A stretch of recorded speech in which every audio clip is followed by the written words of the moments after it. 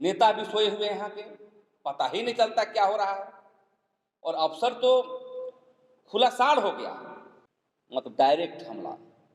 देखते हैं कि हमारा भाई का ज़मीन पर सब कुछ है और कब्जा घर बना लिया है, तो उस पर हम लोग कब्जा करने का काम कर रहे हैं। और कुछ ही दिन में देखने को मिलेगा, मतलब 1 सप्ताह के अंदर या 15 दिन के अंदर में हम लोग पूरी खाका त्याग कर लिए।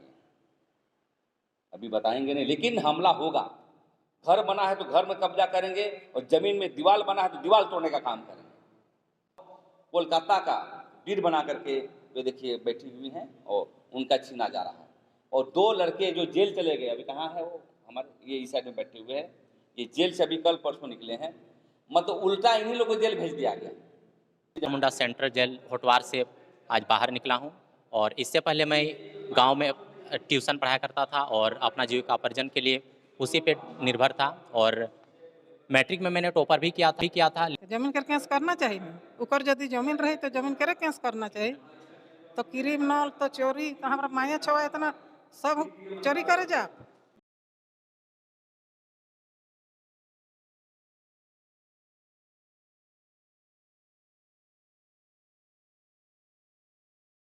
धूल जोहार। और आज हम लोग प्रेस कॉन्फ्रेंस अर्थात संवाददाता सम्मेलन आदिवासी जन परिषद के द्वारा बुलाया गया है, जिसमें से सभी वरीय पदाधिकारी और कार्यकर्ता शामिल हैं। आज संवाददाता सम्मेलन करने का मुख्य कारण ये है कि सरकार जो है, आदिवासी सरकार जिसको हेमंत सोरेन सरकार कहते हैं, ये पूर्ण रूप से फिसडी साबित हुए हैं अभी तक। क्योंकि हम लोगों ने सबसे बड़ा आज जमीन के मुद्दे को लेकर के और स्थानीय नियोजन नीति के मुद्दे को लेकर के, या भ्रष्टाचार के संदर्भ में, या छुआछूत के संदर्भ में, सभी चीज़ों को बारी बारी से रखें। सबसे पहले जो जमीन के मुद्दे हैं, कहीं भी पता लगा लीजिए, जितना इस देश में ऐसा राज है जो जमीन का वायलेशन, जमीन का घोटाला सबसे ज़्यादा हो रहा है।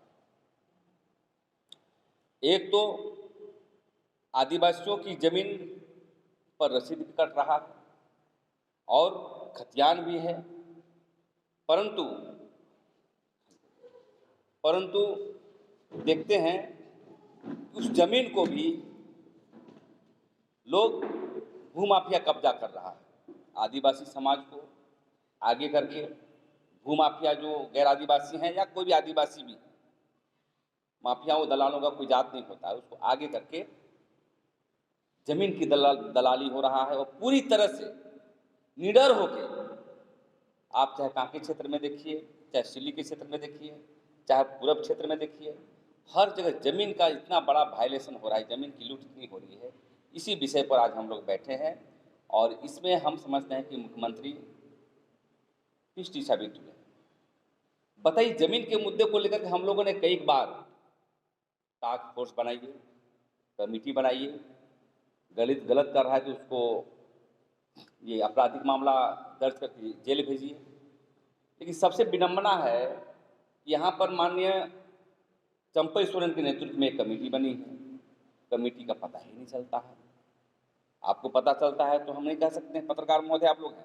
हम लोग का तो क्या डिसीजन हुआ, क्या उसका आदिवासी को मिल रही कि नहीं, इसका पता नहीं चल रहा है। दूसरी एक कमेटी है, प्रोफेसर स्टीफन मरांडी जो जेएमएम के विधायक है, उसका भी अता पता नहीं चल रहा है कि आदिवासी जमीन पर कितना वायलेशन हुआ, आपने कितनी नोटिस किया डीसी को।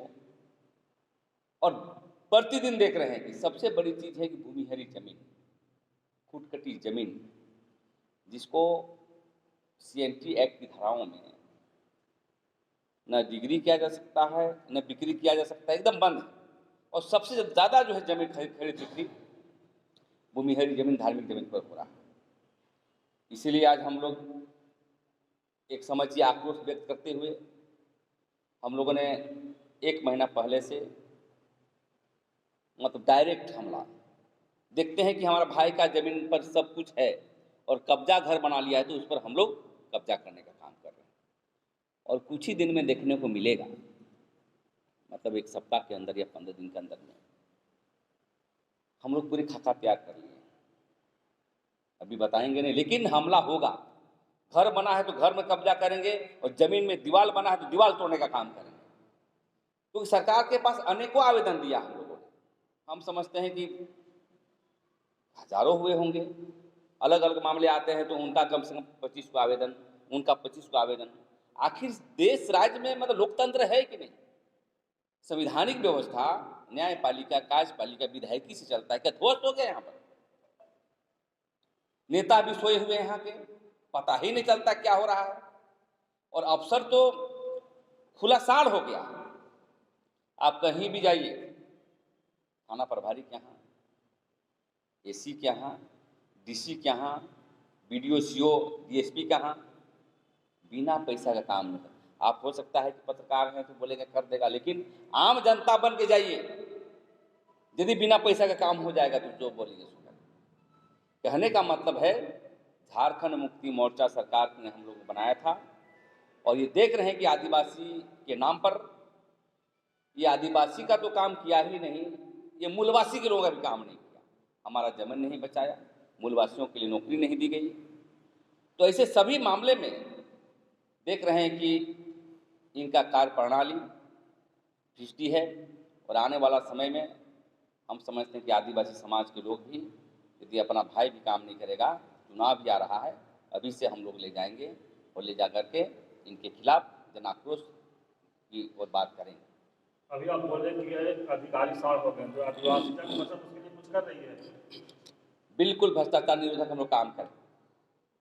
यदि भ्रष्टाचार को रोकने के लिए यदि हमें कोई भी कदम उठाना पड़े तो इसके लिए उठाएंगे, लिखा पढ़ी करेंगे, और लिखा पढ़ी करने के बाद जो भी एजेंसियां हैं यदि काम कर रही है तो उसके माध्यम से भ्रष्टाचार निरोधक के लिए हम लोग काम करेंगे। दूसरी बात ये कहना चाहता हूँ कि हाल में देखे होंगे कि सिल्ली के बड़ा चांगरू नावाडी गांव में एक लोहरा जनजाति जो आदिवासी हैं, उसको कुआं में पानी पीने नहीं दिया जा रहा।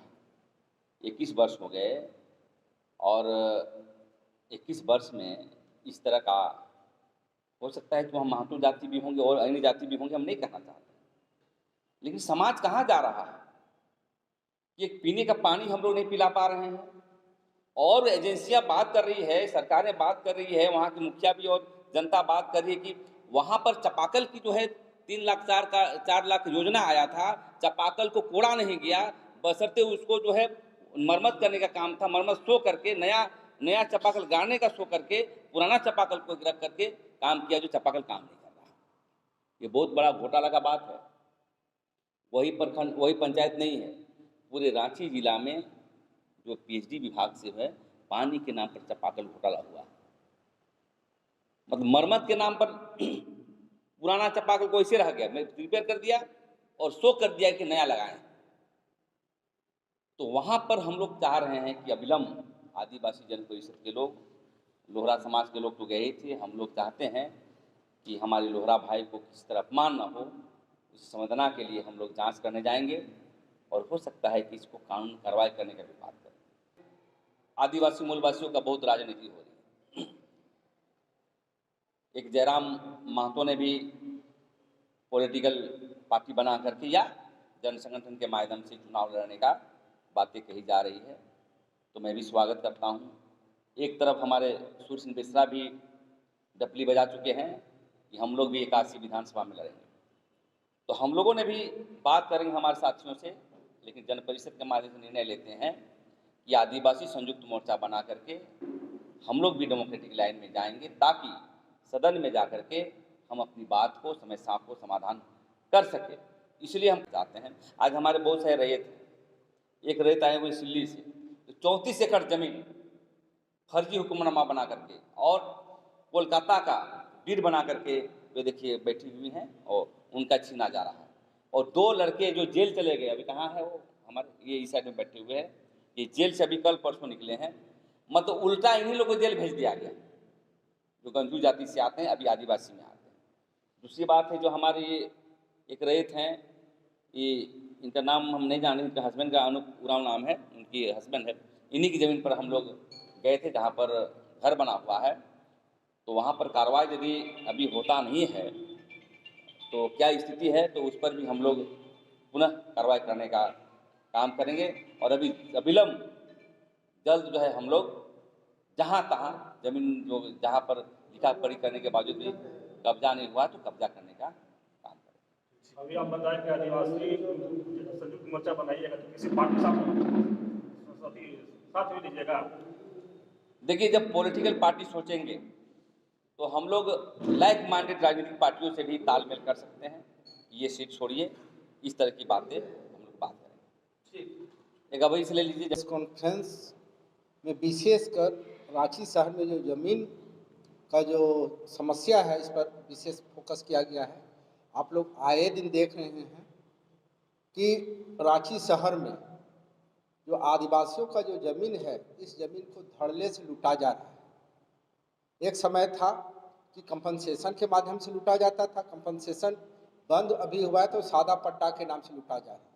कानून भी कोई चीज़ होता है, कानून का राज में अगर हम कानून से हट के अगर कोई कार्य करते हैं तो गैर कानूनी है। तो अपना अस्तित्व बचाने के लिए हम लोगों को भी कमर कसने की आवश्यकता है, तभी जा कर के हम अपनी ज़मीन को बचा पाएंगे, हम अपने आप को बचा पाएंगे। इसलिए जो आदिवासी जन परिषद ने निर्णय लिया है कि आने वाला समय में जो गैर कानूनी कार्य हो रही है उस पर सीधे हस्तक्षेप करेंगे और गैर कानूनी काम करने वाले के ऊपर में हम लोग कार्रवाई करेंगे।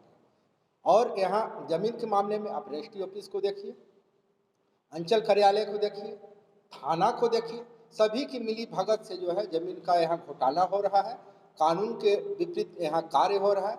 अब बिना पैसा का कहीं कार्य नहीं होता है। यहाँ के आदिवासी मूलवासी जो भी हैं उनके पास पैसा का अभाव है। कोई भी आवेदन कार्यालय में दी जाती है, पैसा नहीं होने की वजह से उसका कोई काम नहीं होता है। बाहरी लोग जो है इनके पास पेटी पेटी पैसा है, पैसा का उपयोग करके जो है गैर कानूनी काम को भी कानूनन रूप देने का काम किया जा रहा है। इसमें जो है पूरे सरकारी तंत्र इसमें मदद कर रही है और इस पर जो है हम लोग घोर आपत्ति दर्ज करते हैं। और आने वाला समय में निश्चित तौर पे जो है बिरसा मुंडा सिद्धू कानू के तर्ज पे पुनः जमीन के लिए एक उलगुलान होगी, तभी जा कर के जो है फिर से समानता आएगी और यहाँ शांति का अपना परिचय देते हो, अपनी समस्या बताइए। जोहार सभी को। मेरा नाम मनोज कुमार भोक्ता हुआ। मैं रांची से 60 किलोमीटर दूर सिल्ली प्रखंड के रामपुर गांव से बिलोंग करता हूं और आज मेरा 9वां दिन है जहां मैं बिरसा मुंडा सेंट्रल जेल होटवार से आज बाहर निकला हूं।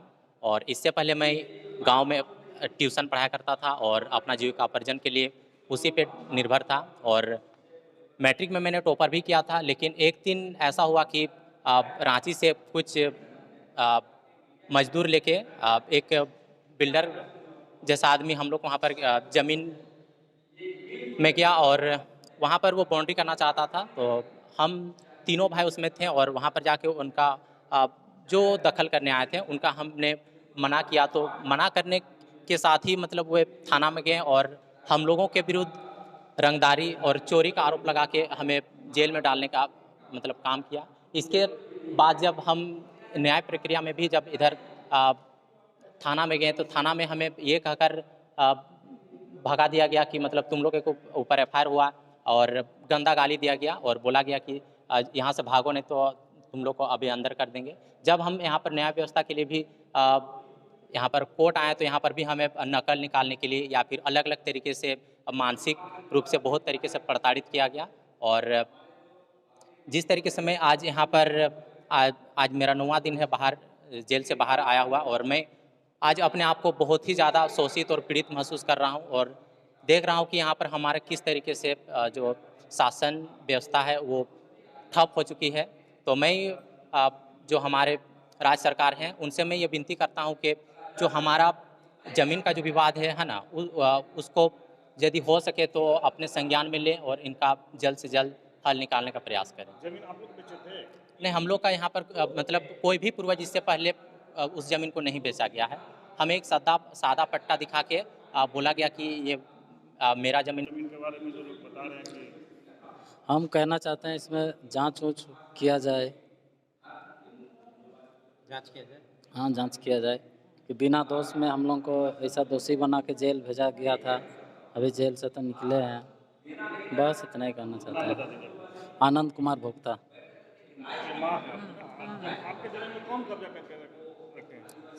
सब समय समय महान हमार ससुरो मर गेलन समय और हमार आदमियों मर रहन समय 6 साल 7 साल के रहे लड़का सब उस समय मर जाए हैं सब। आपके बच्चा किस केस में जेल चल गए थे? वो तो थी जमीन केरे कैसे वहाँ गलिए खाली रोके गेले तो उल्टा पल्टा केस कर दिलक चोरी रंगदारी। तो जमीन रहे तो काहे जमीन केरे केस नहीं करलक? जमीन के केस करना चाहिए ना। उकर यदि जमीन रहे तो जमीन केरे केस करना चाहिए। तो क्रिमिनल तो चोरी तो हमारा माया छवा इतना सब चोरी करे जा। तो आप लोग कितने आदमी से कहते कि आप लोग को चोरी का इल्जाम लगा? हाँ चारों माँ छवा के हम माँ लगिए 3 बेटा 4 जन ही हम। बताइए क्या समस्या है आपका? हम लोग एक आदिवासी परिवार से आते हैं और हम लोगों का जो ज़मीन है वो सिल्ली प्रखंड के मौजा टेटे बंदा खाता संख्या 28 का ज़मीन है। जो हम लोगों का कुल खतियानी ज़मीन का जो रकबा है 31 एकड़ 74 डिसमिल है, जिसमें से जिस व्यक्ति ने हमें अपनी ज़मीन से बेदखली करने के लिए उन्होंने साजिश रच के हम लोगों को वहाँ पे हम लोग अपना खतियानी ज़मीन पे हम लोग कर रहे थे, कामों कर रहे थे। हम लोग खतियानी ज़मीन पे गए हुए थे तो उन्होंने हम लोगों का फ़ोटो खींचकर उसमें कई धारा लगाकर यहाँ थाना में एफआईआर कराया गया। उसमें हम लोगों का जो खतियान है वो यही है हम लोगों का खतियान, जिसमें दुर्गाचरण भोक्ता वगैरह के नाम पर 31 एकड़ 74 डिसमिल दर्ज है सर्वे खतियान में। उसके बाद ये हम लोगों का वंशावली है। जब हमने उनसे पूछा कि आपने जो ज़मीन लिया है, ये जो वंशावली है जो सर्वे खतियान में जो दर्ज है, इसमें से कौन आपको दिया है, कौन बेचा है? तो वो कहता है कि सादा पट्टा दिखाकर कहता है कि वो हमको जमींदार दिया है। जब हम लोग कहते हैं कि अच्छा ठीक है जमींदार दिया है तो आप हमें हम लोगों को दिखाइए कि कौन बेचा है। क्योंकि क्या होता है, कोई भी जमीन होता है जैसे आप लोग जानते होंगे 31 एकड़ 74 डिसमिल। कितना पीढ़ी का ये बसनामा है आपका? ये है आपका, हम चौथे पीढ़ी में आते हैं। यहाँ पे देख सकते हैं, हाँ 4 पीढ़ी का। और उसमें से 31 एकड़ में अभी वर्तमान में जो 0-0 प्लॉट कर दिया गया है अंचल द्वारा, और अभी 2 एकड़ का रसीद कटता है हम लोग का, और बाकी 29 एकड़ का हमने आवेदन दिया तो सीओ बोले कि ठीक है बाकी दर्ज किया जाएगा। लेकिन जिस व्यक्ति ने टोटल ज़मीन को चढ़ा के हम लोगों को जो बेदखली किया है और साथ ही साथ हम लोगों को ऊपर जो क्रिमिनल केस किया है, उसके बाद हम लोग कई आवेदन दिए हैं। और उससे पहले भी हमने आवेदन दिया था, हर जगह डीसी में दिया था, डीसी को भी दिया था, जिला निबंधक कार्यालय को भी दिया था, कई जगह हमने आवेदन दिया, लेकिन अभी तक कोई कार्रवाई नहीं किया गया। जब हम लोगों के ऊपर जो एफआईआर किया गया सिल्ली थाना में, उसके बाद हमने डीएसपी को, एसएसपी को हमने आवेदन दिया है, उसका भी प्रतिलिपि है कि जांच किया जाए, निष्पक्ष जांच किया जाए। हम लोगों का जमीन विवाद है और इससे पहले भी जमीन पे 144 लग चुका है। भले 144 उसको खारिज कर दिया गया, लेकिन वो 144 खारिज करने के बाद हम लोग उसको क्रिमिनल रिवीजन किए थे, लेकिन परिवार के ऊपर किया गया चोरी, रंगदारी, मारपीट। जबकि इसको प्रभात खबर द्वारा सम्मानित किया गया लड़का है, इसको 2013 में ना 2014 में सम्मानित किया गया है, और मुख्यमंत्री हेमंत सोरेन सम्मानित किए हैं। ऐसे लड़के के ऊपर रंगदारी 5 लाख रंगदारी का आरोप लगाया गया है, चोरी का लगाया गया है। ये आरोप मैं तो स्पष्ट रूप से मैं अब जान गया हूँ, क्योंकि हमारी कम जनसंख्या और हम लोग आर्थिक रूप से कमजोरी का फायदा उन्होंने ग्राम सभा में स्पष्ट कर दिया है कि इस टाइप से घटना घटित नहीं हुआ है। उसका भी मेरे पास कॉपी है, अगर आपको दिखाना चाहेंगे। क्योंकि हम लोगों को 5वीं अनुसूची है, पेशा एक्ट है, आप जानते हैं, हम लोगों को ग्राम सभा में अधिकार दिया गया है, और थोड़ा बहुत जो ग्राम सभा से हम लोगों की रक्षा होती है आदिवासियों की। लेकिन अभी वर्तमान में ग्राम सभा की भी नहीं सुनी जा रही है। हमने 35-40 जन का साइन करके हमने ग्रामीण एसपी को भी सौंपा। चूँकि हम लोग थोड़ा लेट हो गया, क्योंकि हम लोग उतना पढ़े लिखे हैं, लेकिन उनका जानकारी का अभाव कारण हम लोग लेट से ही उनको सौंपा। लेकिन जो हम लोग एफआईआर हुआ था उससे पहले हम लोग डीसी को दिए हैं जांच का आदेश का, लेकिन फिर भी एफआईआर किया जाता है। तो इस पे मैं कहना चाहता हूं कि माननीय मुख्यमंत्री श्री हेमंत सोरेन, जो आदिवासी का सरकार है और आदिवासी के कार्यकाल में ही आदिवासी परिवार के ऊपर इस टाइप से एफआईआर किया जाता है। और वो भी मेरा पिताजी डेथ किए थे 2007 में। हम लोग काफ़ी गरीब परिवार से आते हैं और बहुत मैं यही मांग करता हूँ कि ज़मीन का निष्पक्ष जांच किया जाए, क्योंकि ये जो ज़मीन गैरकानूनी तरीके से कोलकाता में तैयार किया गया है, जो ईडी अभी संज्ञान में लिया है, इसमें टोटल उन्होंने 43 एकड़ का दावा किया है। तो हम लोगों का 31 एकड़ 74 डिसमिल है। उसी ज़मीन को इन्होंने दावा किया है कि इसी डीड के थ्रू, तो क्या ज़मीन क्या कोई रबड़ है कि उसको हम लोग खींच के ज़्यादा कर सकते हैं? तो निष्पक्ष रूप से जांच किया जाए। माननीय मुख्यमंत्री हेमंत सोरेन जी से आग्रह है। चलिए।